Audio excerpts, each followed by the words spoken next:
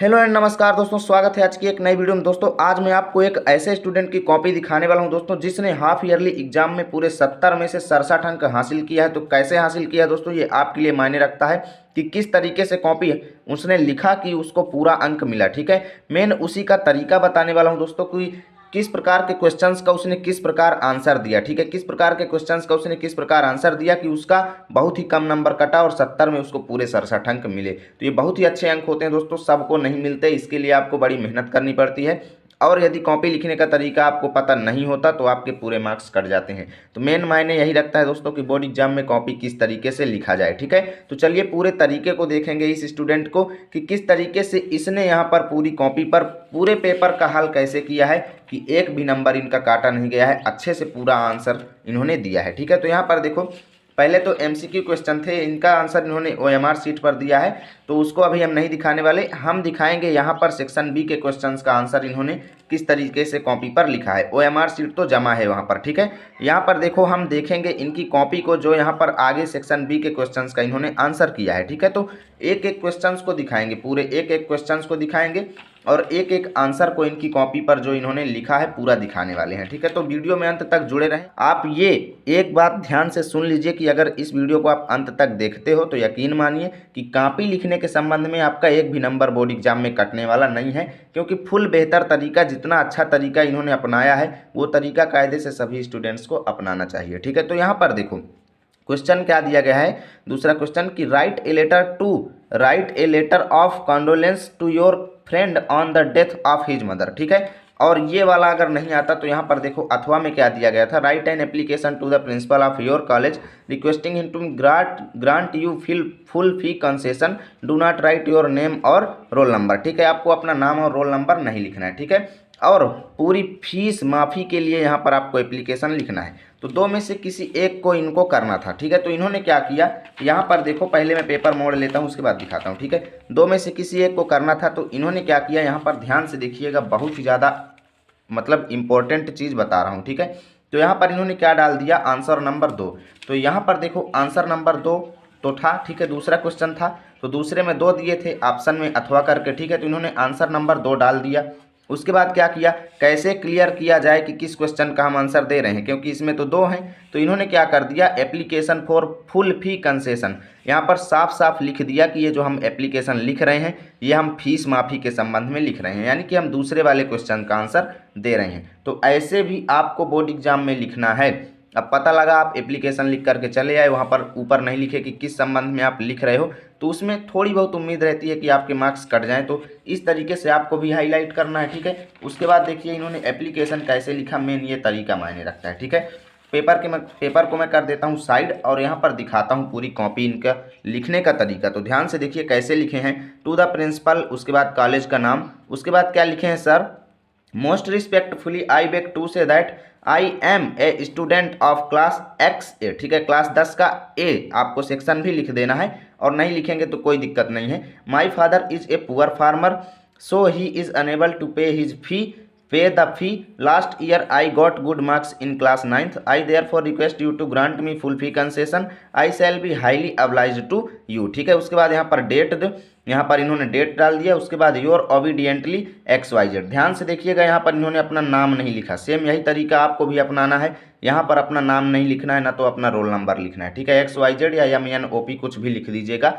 ऐसे में आपका एक भी नंबर कटने वाला नहीं है। तो यहाँ पर देख सकते हो इनका पूरा एप्लीकेशन का 4 नंबर इनको मिल गया, एक भी नंबर नहीं कटा। ठीक है, एप्लीकेशन जो था वो 4 नंबर का था, आप यहाँ पर देख सकते हो, और 4 नंबर में इनको पूरे 4 अंक मिले हैं। ठीक है, तो मायने यही रखता है कि हमारे एक भी मार्क्स ना कटें, क्योंकि छोटी मोटी गलतियों से हमारे मार्क्स कट जाते हैं। ठीक है, उसके बाद देखो यहाँ पर इन्होंने क्या किया, तीसरा क्वेश्चन देखिए, right an article any one of them. In 2 topics में से किसी एक टॉपिक पर आपको आर्टिकल लिखना था और ये 4 अंक का था। तो इन्होंने क्या किया, यहाँ पर आंसर नंबर 3 डाल दिया। ठीक है, उसके बाद क्या किया, आर्टिकल राइटिंग लिख दिया।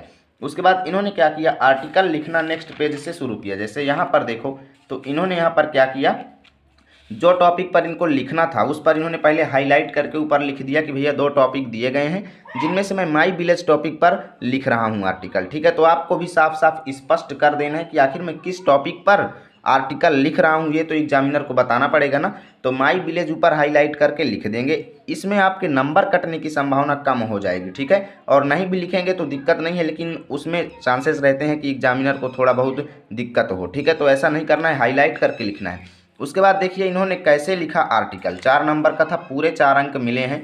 तो मेन तरीका देखना है कैसे लिखा। देखिए हिंट्स, पहले हेडिंग डाल दिया हिंट्स, उसके बाद इंट्रोडक्शन, उसके बाद नेम एंड सिचुएशन, उसके बाद मेन एंड ओमेन, उसके बाद कंक्लूजन, ठीक है। इंट्रोडक्शन में क्या लिख दिया, India is the land of villages, कि भारत जो है कई गाँव का एक क्या है, कई गाँव का एक देश है, ठीक है। About 70% people live in the villages, करीब 70% लोग यहाँ पर जो है वो गांव में निवास करते हैं, ठीक है। The life of A villager is a very hard one, यानी कि किसी भी देहाती व्यक्ति की जो ज़िंदगी होती है बहुत ही मतलब कठिन परिश्रम पूर्ण होती है, ठीक है। तो इसी तरीके से इन्होंने पूरा लिखा हुआ है, आप देख सकते हो, प्रत्येक हेडिंग को रोक रोक करके पढ़ सकते हो कि कैसे इन्होंने लिखा है, ठीक है। और ऐसे ही आपको लिखना है, प्रत्येक हेडिंग के नीचे अंडरलाइन किया है, ध्यान से देखिए। मेन आपको ध्यान देना है तरीका कैसे इन्होंने लिखा है, देख सकते हैं एक हेडिंग लिखने के बाद इतना इन्होंने गैप दे दिया, फिर इस तरीके से लिखा, फिर गैप दे दिया, फिर यहाँ पर लिख दिया। उसके बाद देखिए नेक्स्ट हेडिंग यहाँ पर इन्होंने लिखा है, यहाँ पर कंक्लूजन हेडिंग, ठीक है। और लास्ट में कंक्लूजन हेडिंग डाल के पूरा इन्होंने कर दिया, ठीक है। तो इस तरीके से इनको पूरे 4 अंक मिले, एक भी नंबर नहीं कटे, ठीक है। तो मेन यही रहना चाहिए। अब यहाँ पर देखो अगला क्वेश्चन चौथा था, ट्रांसलेट इनटू इंग्लिश, कि इस पैसेज को आपको इंग्लिश में ट्रांसलेशन करना है 4 अंक का। तो इन्होंने क्या किया, यहाँ पर देखिए आंसर नंबर 4 डाल दिया, ठीक है। उसके बाद इन्होंने ट्रांसलेशन कर दिया।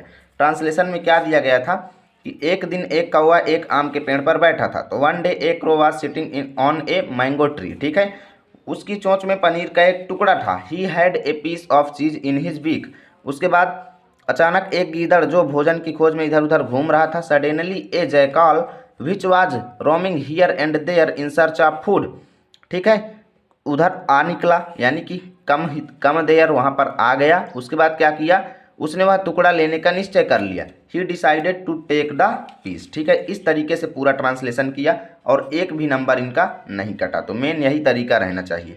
उसके बाद देखो दोस्तों यहाँ पर अगला क्वेश्चन हमारे सामने क्या है, अगला क्वेश्चन है choose the sentence into direct brackets change था, ठीक है। यानी कि इन सेंटेंसेस को उनके ब्रैकेट में सामने जो निर्देश दिया गया है उसके हिसाब से हमें चेंज करना है, और 10 अंक का ये क्वेश्चन था। तो यहाँ पर देखो स्टूडेंट ने कैसे क्या किया है, पूरा दिखाने वाले हैं कैसे इनको पूरा नंबर मिला। तो जैसे पहला और दूसरे में क्या दिया गया था, यहाँ पर इनडायरेक्ट स्पीच में इनको चेंज करना था, तो इन्होंने यहाँ पर दोनों को चेंज करके लिख दिया आंसर, और पूरे पूरे नंबर इनको मिल गए, ठीक है। अब अगले क्वेश्चन में इन्होंने क्या किया, देखिए यहाँ पर ए और बी का इन्होंने आंसर दिया, और उसके बाद क्या किया, सी और डी का इन्होंने आंसर नहीं दिया। तो सी और डी का आंसर नहीं दिया, पांचवा ई और एफ दे दिया, ठीक है। तो 2 अंक इनके यहाँ से कट गए, 2 अंक यहाँ से कट गए, एक सी का एक डी का, 2 नंबर इनका कट गया, ठीक है। उसके बाद ई का देखो इनको 1 नंबर मिला। ई नंबर क्वेश्चन था कि भैया ये जो वाक्य दिया गया है इसको रीऑर्डर करके लिखो, लिख दिया इन्होंने, कोष्टक में ऑर्डर्ड लिख दिया, 1 नंबर मिल गया। उसके बाद एफ में देखो, she said am I not calling him, इसको पंचुएट करना था, उसको भी इन्होंने यहाँ पर लिख दिया। और पूरे क्वेश्चंस का इन्होंने, बाकी क्वेश्चंस का सभी का अच्छे से आंसर दिया, 5वें का ई, 5वें का एफ, करीब यानी अच्छे से पूरा इन्होंने डाल दिया। और एग्जाम में आपको ये नहीं करना है कि अब आंसर नंबर 5वें का ई, फिर आंसर नंबर 5वें का एफ, 1 घंटा आप लिखते ही रहेंगे, 1 घंटा आप हेडिंग ही डालते रहेंगे तो आंसर कब देंगे। तो ऐसे ही आपको लिख देना है भैया, आंसर नंबर 5 हेडिंग डाल के, 5वें का ई, 5वें का एफ, 5वें का जी, 5वें का एच, 5वें का आई, 5वें का जे करके प्रत्येक क्वेश्चन का आंसर दो। देख सकते हो सभी में इनको बराबर नंबर मिले।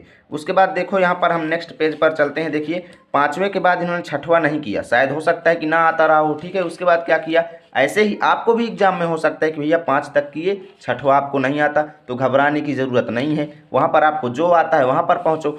तो ये कहाँ पर पहुँचे, आंसर नंबर 11 पर, इस वाले क्वेश्चन पर, कि give the central idea of any poem, 4 number का ये था, 2 पोएम में से किसी एक का सेंट्रल आइडिया देना था। तो इन्होंने क्या किया, यहाँ पर पोएम लिखा, ठीक है। यहाँ पर देखो एक तो सेंट्रल आइडिया था, सेंट्रल आइडिया नहीं आता तो अथवा में दिया गया था कि आपको कोई 4 लाइन की पोएम लिखना है जो इस पेपर में ना दी गई हो, ठीक है। तो इन्होंने क्या किया भैया, यहाँ पर पोएम साफ साफ लिख दिया कि हम पोएम लिख रहे हैं, हम सेंट्रल आइडिया नहीं लिख रहे हैं। अगर सेंट्रल आइडिया लिखते तो पहले सेंट्रल आइडिया लिखते, उसके बाद 2 में से जिस पर लिखते उसका नाम यहाँ पर लिखते, ठीक है, उसका नाम लिख के तब सेंट्रल आइडिया लिखते। तो इन्होंने पोएम लिख दिया, पोएम लिख करके पूरी पोएम इन्होंने अच्छे से सेम ऐसे ही आर्डर में आपको लिखना है। अब वहाँ पर ये नहीं कि पोएम आपको 1 लाइन लिखे, फिर दूसरी लाइन भी इसके आगे लिख दें, फिर तीसरी लाइन भी, फिर चौथी लाइन भी, वो दिखने में अच्छी नहीं लगेगी, मार्क्स कट जाएंगे।